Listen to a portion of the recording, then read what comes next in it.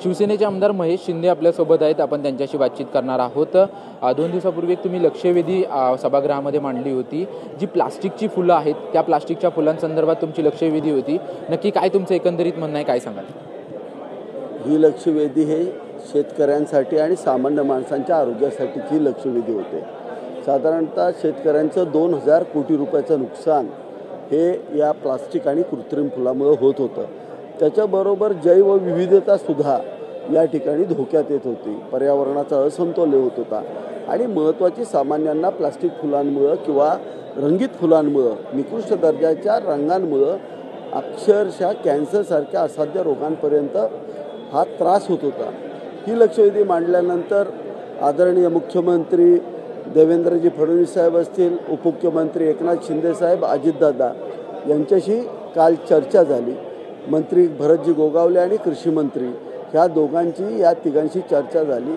या चर्चेमध्ये या तिघांनीही सांगितलं की राज्य सरकार हे शेतकऱ्याच्या बाजूने ठाम उभं राहणार आहे आणि त्या पद्धतीनं आज मी पॉईंट ऑफ इन्फॉर्मेशनच्या द्वारे हे राज्य सरकारच्या निदर्शनास आणून दिलं की या आठवड्यामध्ये आपण निर्णय घेणार होतात. यावरती मंत्री भरत गोगावलेंनी या महाराष्ट्र राज्याच्या शेतकऱ्यांसाठी अत्यंत आनंदाची बातमी या ठिकाणी झाली आणि मगाशी सभागृहामध्ये राज्य सरकारने सर्व कृत्रिम फुलांवरती महाराष्ट्र राज्यामध्ये बंदी घातलेली आहे. हा अत्यंत स्वागतार्ह निर्णय आज या ठिकाणी राज्य सरकारने घेतला. मी पुनश्च एकदा मुख्यमंत्री देवेंद्र फडणवीस साहेब, उपमुख्यमंत्री आमचे नेते एकनाथ शिंदे साहेब आणि उपमुख्यमंत्री अजितदादा पवार यांच्या सरकारचं आणि या महायुतीच्या सरकारचं या ठिकाणी अभिनंदन करतो आणि आभारी मानतो.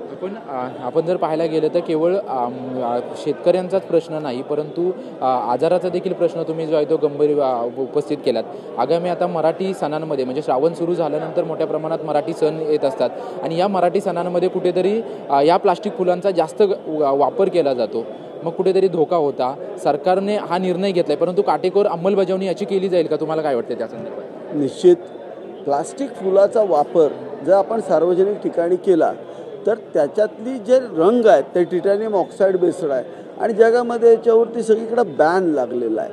त्यामुळं आज ह्या फुलांमुळं ज्या वेळेला ते नॅनो पार्टिकलमध्ये शरीरामध्ये जातात त्यावेळेला त्याच्यापासून लंगचा कॅन्सर होण्याचा सगळ्यात जास्त धोका आहे आणि अशा पद्धतीचे अहवाल आहेत आणि ते सिद्ध झालेलं आहे. यामुळं ही प्लॅस्टिकची फुलं आता ज्या सणांच्या आणि उत्सवांमध्ये आपण वापरतोय आता त्याचा वापर पूर्णपणे थांबेल. या ठिकाणी पर्यावरण खातं, राज्य सरकारची इतर सगळी खाती या ठिकाणी निश्चित कारवाई करतील.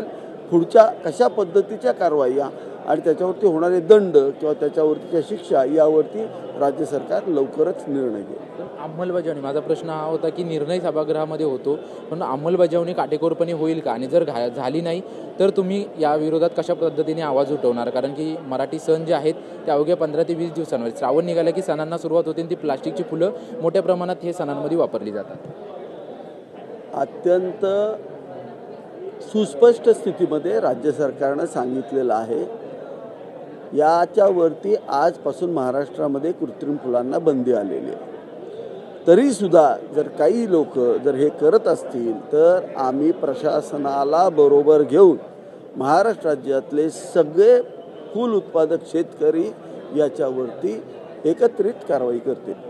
धन्यवाद आमच्याशी बातचीत केल्याबद्दल. आपण पाहतोय की आमदार महेश शिंदे यांनी जी प्लास्टिकची फुलं आहेत त्यांच्यावरती लक्षवेधी मांडली होती. त्यानंतर आज सभागृहामध्ये ही प्लास्टिकची फुलं पूर्णपणे बाजारात बंदी असेल असं मंत्र्यांनी उत्तर दिलेलं आहे. आणि जर पुन्हा सुरू केलीत किंवा अंमलबजावणी त्याची झाली नाही तर आम्ही शेतकऱ्यांना घेऊन त्या प्रशासनाला हाती घेऊन त्यावरती कारवाई करू, ह्या प्लास्टिक फुलांवरती बंदी घालू, अशी माहिती जी आहे ती स्वतः आमदार महेश शिंदे यांनी दिलेली आहे. कॅमेरामन रोशनसह निवृत्ती बाबर, TV9 मराठी, मुंबई.